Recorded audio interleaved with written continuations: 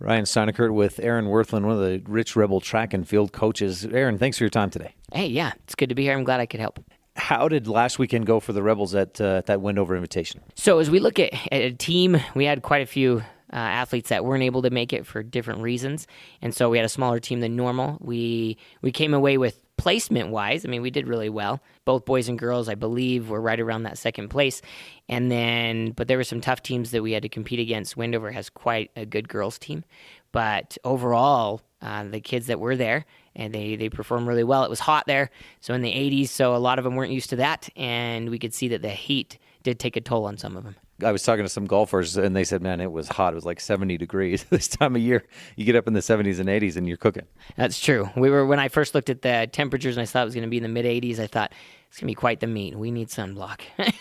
Do you feel like you got a good picture of at least, I mean, was there a good group of 1A teams, 2A teams from the north, a good picture of where you guys are sitting right now, at least against those teams? I actually did. I looked at when I just recently went back and I looked over some of the teams that were there, and it gives us a really good idea of where we're at. There are definitely some good teams in the south that weren't there that we'll definitely compete with. It'll be difficult. But overall, when we look at individual ability, the athletes are doing really well and looking towards the BYU Invitational this coming week and then state in just a few weeks. So it's coming up fast. Coach Smith and Coach Grohl and I have talked a number of times about Kenan Clark, how well he's doing in the high jump and the long jump. Any others that really stood out, any other individual performances from the weekend? So Lauren Thompson continues to perform at a high rate. She's doing really well in the 1600. Our medley team, girls medley team, continues to perform pretty well. Not quite up to the bar that we were looking at and shooting for earlier. They've already qualified for state, but they haven't been able to hit that number again since then. So that's something that we're going to have to look to help and improve in the future. Other than that, Kiera Grohl came away with some impressive times that will put her at state, so right around that state level.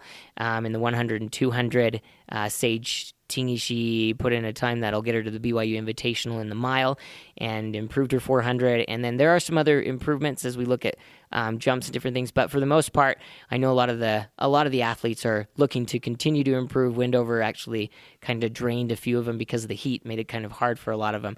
But overall, it's a very successful meet, and we're very glad for what happened. Yeah. You mentioned the BYU Invitational. That's this weekend. Big meet. Tell me more about it.